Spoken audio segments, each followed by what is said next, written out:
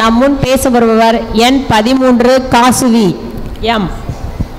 வாய்மை மாறா அமர்ந்திருக்கும் நடுவர் அவர்களே, கல்வி சாலையின் தலைமை ஆசிரியர் அவர்களே, ஆணிவேர்களே, ஆசிரியர் பெருமக்களே, வருங்கால தங்கங்களே, எதிர்கால சிங்கங்களே, பஞ்சபூதங்களே, நான்மறை வேதங்களே, விண்ணை இழந்த என் அன்னை தமிழே, உங்கள் அனைவரையும் வணங்கி என் உரையை துவங்குகிறேன். தாருங்கள் தங்கள் காதுகளை.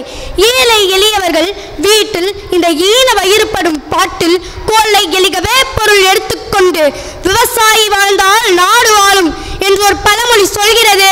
உண்மையில் விவசாயிகள் தான் நம் தேசத்தின் முதுகெலும்பு.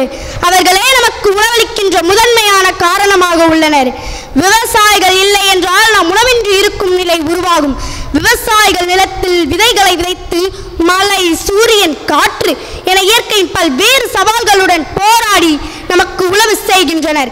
விவசாயியின் முக்கியத்துவம் டிசம்பர் 23 அன்று தேசிய விவசாயிகள் தினம் கொண்டாடப்படுகிறது. இது இந்தியாவின் முன்னாள் பிரதமர் சௌத்ரி சரண் சிங்கின் பிறந்த நாள் ஆகும். இவர் ஒரு விவசாய குடும்பத்தை சேர்ந்தவர். விவசாயிகளின் உண்மையான பிரச்சனைகளை புரிந்து கொண்டு அவர்களின் நலனை மேம்படுத்த தன்னால் முடிந்த அனைத்து உதவிகளையும் செய்தார். விவசாய தற்கொலைகள். விவசாயிகள் எதிர்கொள்ளும் பல பிரச்சனைகள் போல விவசாயமும் மிக முக்கியமானது. விவசாய அமைச்சகத்தின் புள்ளி விவரங்கள் படி கடந்த 3 ஆண்டுகளில் 3500க்கும் அதிகமான விவசாய காரணங்களுக்காக விவசாயிகள் தற்கொலை செய்து கொண்டிருக்கிறார்கள். விவசாயியின் மகத்துவம். இந்திய பொருளாதாரத்தில் முதுகெலும்பு விவசாயம். இது ஒட்டுமொத்த 50%த்திற்கும் அதிகமான இந்திய மக்களின் வாழ்க்கை தரத்தை தீர்மானிக்கிறது. மற்றும் இந்தியா அடிப்படையில் விவசாயத்தை சார்ந்திருக்கிற ஒரு நாடு. இதன் மக்கள் தொகையில் பாதி பேர் கிராமத்தில் வசிப்பவர்கள்.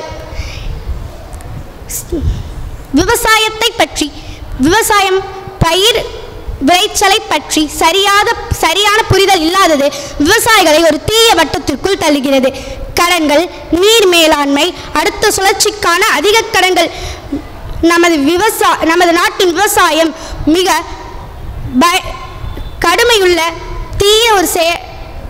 மிக கடுமையுள்ள பயங்கரமான செயலாக மாறி வருகிறது. விவசாயிகளை எப்படி காப்பது? விவசாயின் மண்ணை உழுது விதைகளை வியர்வை சிந்தி விதைகளை விதைத்து